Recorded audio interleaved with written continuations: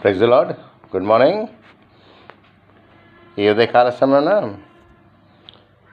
దావీదు రాసిన కీర్తనలు 41వ అధ్యాయం 1 నుంచి 4 వరకు చదివి వినిపించాలని ఆశపడుతున్నాను. దేవుని చేత ప్రేరేపింపబడి. హల్లెలూయా. చాలామంది పేదలంటే పేదల్ని విధవరాండ్రిని, ఏ దిక్కు లేని వారిని చిన్న చూపు చూస్తారు. వారికి దేవుడు తెలిసినా తెలవకపోయినా వారందరూ దేవుని సృష్టి కాబట్టి వాళ్ళని కూడా గౌరవించాలి. ఏదో మనం దేవునిలో ఎదిగిపోయాము, దేవుడు 4 స్వస్థ కార్యాలు చేసేస్తున్నాడు, అద్భుత కార్యాలు చేసేస్తున్నాడు అని చెప్పి మన పాత స్థితిని మర్చిపోయి మనం కూడా ఒకప్పుడు అపరాధము చేత చచ్చి ఉండగా పాపము చేత యేసుక్రీస్తు కృప చేత మనం రక్షింపబడ్డామని వాక్యము సెలవుస్తున్నది. ఇది మన సొంత కార్యం కాదు, ఆయన కృప చేతనే రక్షింపబడ్డామని. ఇవాళ రక్షింపబడిన మనము దేవుని యొక్క ఆశీర్వాదాలు పొందుకుంటూ దేవుని తలాంతుల చేత వాడబడుతున్న మనము పేదల్ని, దేవుని తెలియని అన్యుల్ని నిరాకరించినట్టు, తోసివేసినట్టు మాట్లాడకూడదు. దేవుడు ప్రేమయ్య ఉన్నాడని చెప్తున్నాం, కానీ ఆ ప్రేమను మనం చూపెట్టాలి. దేవుణ్ణి ఎరిగిన వాళ్ళని కించపరచకూడదు. వాళ్ళకేం తెలియదులే, వాళ్ళకేం వాక్యం తెలియదులే అన్నట్టు కాదు. ఒకప్పుడు మనకు కూడా ఏమీ వాక్యం తెలీదు. దేవుని దయ వల్ల, దేవుని కృప వలన దేవుడు మనల్ని కొద్దిగా అంచెలంచెలుగా వాడుకుంటున్నాడు. పుట్టగానే ఎవరు పర్ఫెక్ట్ కాదు, పుట్టగానే ఎవరు హోలీ కాదు.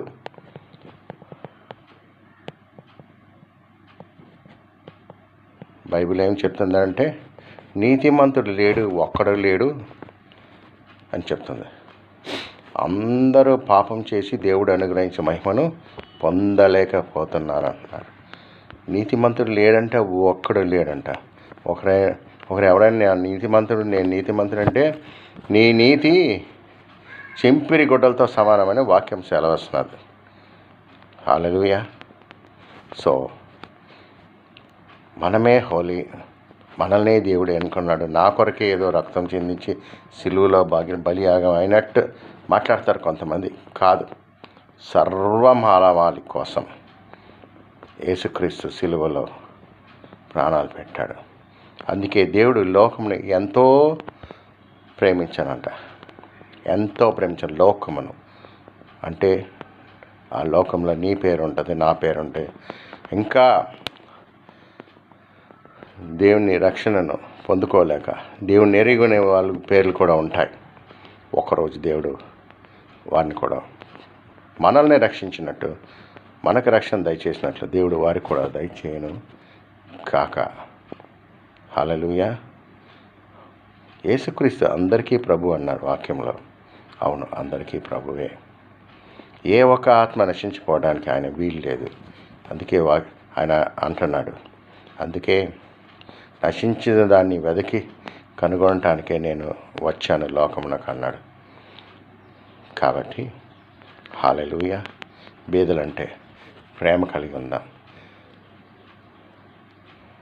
వారి ఎడల దయ, కనికరము, జాలి కలిగి ఉందాం. వాళ్ళని నిరాకరించకూడదు, వాళ్ళని కించపరచకూడదు, వారి గురించి తక్కువగా మాట్లాడకూడదు. ఏదో మనం ఇవాళ కలిగి ఉన్నాము, మనము దేవుని ఆశీర్వాదాలు పొందుకుంటున్నాము, దేవుని చేత వాడబడుతున్నామంటే దేవుని కృపే. దేవుని కృప. ఒకప్పుడు మన జీవితం ఎలా ఉండేది? ఒక 40 years వెనకాల మనం వెళ్తే, ఒక 30 years వెనకాల వెళ్తే మన జీవితం ఎలా ఉండేది? దేవుని ఎరగని వారండి జీరోగా ఉండేవాళ్ళు. ఇప్పుడు ఏదో దేవుడు వాడుకుంటున్నాడు ఆయన కృపచేత అన్నప్పుడు హీరో అయిపోవటానికి వీలు లేదు. పౌలు అంటాడు, నేను నిల్చున్నాను అనుకుంటున్నాడో వాడు పడిపోకుండా జాగ్రత్తగా చూసుకోమన్నాడు. హల్లెలూయా. అతిశయం ఉండకూడదు. దేని బట్టి అతిశయించబడద్దు అన్నాడు. అతిశయించువాడు ప్రభు నందే అతిశయింపాలని పౌలు చెప్తున్నాడు. కాబట్టి కీర్తన 41, 1, 2, 3. బేదలను కటాక్షించువాడు ధన్యుడు. ఆపత్కాలమందు యెహోవా వానిని తప్పించును. యెహోవా వానిని కాపాడి బ్రతికించును. భూమి మీద వాడు ధన్యుడగును. వాని శత్రువుల ఇచ్చకు నీవు వానిని అప్పగింపవు. రోగశయ మీద యెహోవా వానిని ఆదరించును. రోగము కలుగగా నీవే వానిని స్వస్థపరచుదువు. హల్లెలూయా. బేదల్ని కటాక్షిస్తే ఎన్ని ఆశీర్వాదాలు! ధన్యుడవుతారు. ఆపత్కాలమందు యెహోవా తను తప్పిస్తాడంట. వాని కాపాడి బతికిస్తాడంట. భూమి మీద ధన్యుడవుతాడంట. శత్రువుల ఇచ్చకు అప్పగింపడంట. రోగశయ మీద ఉన్నప్పుడు ఆదరిస్తాడంట. రోగము కలుగుగానే స్వస్థపరుస్తాడంట. హల్లెలూయా. బీదల్ని కనికరిస్తే, విధవరాన్ని కనికరిస్తే, కటాక్షిస్తే ఇన్ని ఆశీర్వాదాలు. ఈ సీక్రెట్ ఎవరికి తెలియదు. కొంతమంది పాత స్థితి మర్చిపోయి ధనవంతులతోనే మాట్లాడతారు. ధనవంతుల ఇంటికే వెళ్తారు. ధనవంతులకే ఆహ్వానం పలుకుతారు. పేదల ఇంటికి పిలిస్తే రారు ప్రేయర్కి. పేదల ఇంటికి వస్తానంటే నాకు బిజీ బ్రదర్, నా గెస్ట్లు ఉన్నారు. పేదలే ఇంపార్టెంట్ గెస్ట్స్. పేదలే ఇంపార్టెంట్ అయిన గెస్ట్లు. డబ్బులుండి అన్నీ ఉన్నవాడు కాదు గెస్ట్. పేదలు. యేసుక్రీస్తు ఆ జన సమూహంను చూసినప్పుడు గలిలయ మహాసముద్ర తీరమున ఆయన కనికరంతో కదిలింపబడ్డాడంట. కనికరముతో కదిలింపబడ్డాడు. యేసుక్రీస్తు బిడ్డలు మనం చెప్పుకుంటాం. మనము యేసుక్రీస్తు సువార్త సేవకులు చేస్తున్న మనకు ఆయన కలిగిన కనికరము, ఆయన కలిగిన జాలి, దయ, తగ్గింపు కలిగి ఉండాలి.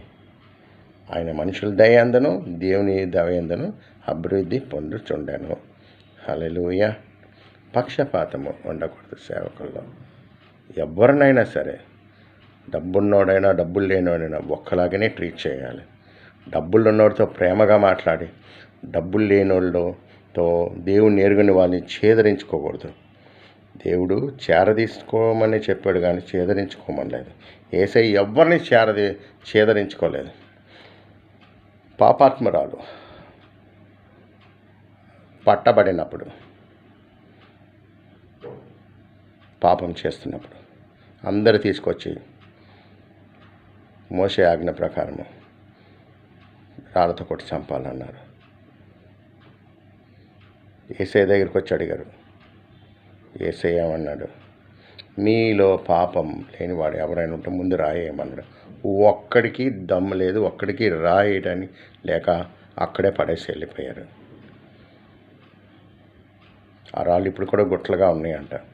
యేసయ్య ఏమన్నాడు? అమ్మ అమ్మ అని పిలిచాడు. ఆ వేష పని చేసిన ఆవిడ అమ్మ అని పిలిచాడు. హల్లెలూయా. అంత ప్రేమ కలిగిన దేవుడు.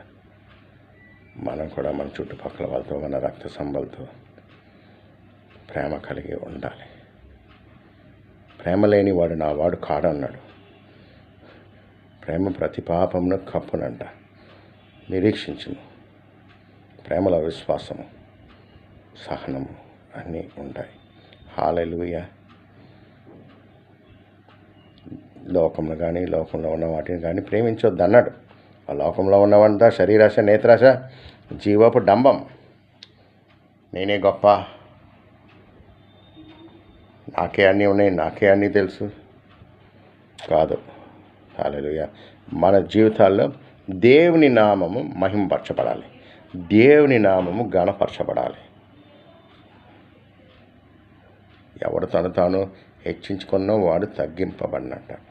ఎవడు తాను తగ్గించుకుంటాడో హెచ్చింపబడతాడంట. తగ్గించుకుందాం. దేని యందు అతిశయించబడకుండా దేవుడు చేసిన గొప్ప కార్యాలను బట్టి సాక్షిగా నిలబడదాం. మన ఇంటి వారిని, మన రక్త సంబంధాన్ని కాపాడుకుందాం. మన ఇంటి వారిలోనే మనకు సాక్ష్యం లేనప్పుడు బయట ఏం సాక్ష్యం చెప్తాం? సాక్ష్యం ఇంటి నుంచి మొదలవుతుంది. సహోదరులు ఐక్యత కలిగి నివసించడం ఎంత మేలు, ఎంత మనోహరము. అని వాక్యం సెలవుస్తున్నది. కుటుంబంలో సమాధానం, సంతోషం ఉందా? ఐక్యత ఉందా? కయీన్ హేబెల్ స్టోరీలో దేవుడు అడిగాడు. అడిగితే ఆ బ్రదర్ ఏమన్నాడు? నా తమ్ముడికి నేను కావలివాడినా అన్నాడు. హల్లెలూయా. ఎస్, కావలివాడుగా ఉండాలి. తమ్ముళ్ళకి, అక్కలకి, అన్నలకి, చెల్లెలకి రక్షింపబడిన మనం వారి రక్షణ గురించి కూడా మనం ప్రార్థన చేయాలి. వారిని రక్షణలోకి తీసుకురావాలి. తన ఇంటి వారిని రక్షించుకోమని వాక్యం సెలవిస్తున్నది. హల్లెలూయా. ఈ ఉదయకాల సమయన దేవుడు ఈ వాక్యమును దీవించును కాక. ఆమేన్.